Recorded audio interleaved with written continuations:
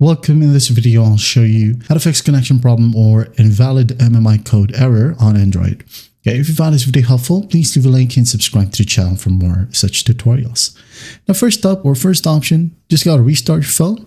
Okay, you have the power button right here and the volume down. Hold it for about 7 to 10 seconds to force restart your phone. And then after that, go ahead and test if it works. Okay, if that still won't work, go ahead and toggle the airplane mode.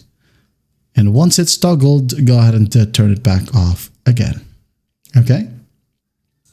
Turn it back off and then check if it helps.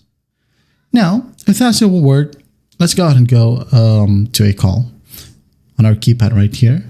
Now, all you got to do is just go ahead and add in a comma to the end of the USSD code. For example, you have called this one like 1, 2, 3, 4. Okay, as you can see, mine goes through. Now, what if yours don't?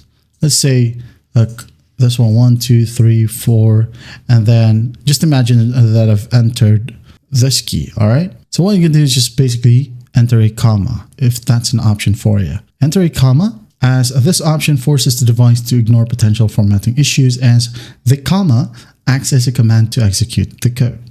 Or you could go ahead and try adding the plus sign first. Okay, now go ahead and add down the USSD code. Okay, just like so. As you can see here, it's running. If that still won't work, well, just go ahead and reinsert your SIM card if you have a physical SIM card. Okay, remove it, turn off your phone, plug it back in, turn on your phone, and check if it helps. That is it. I hope this video helps. I'll see you in the next one.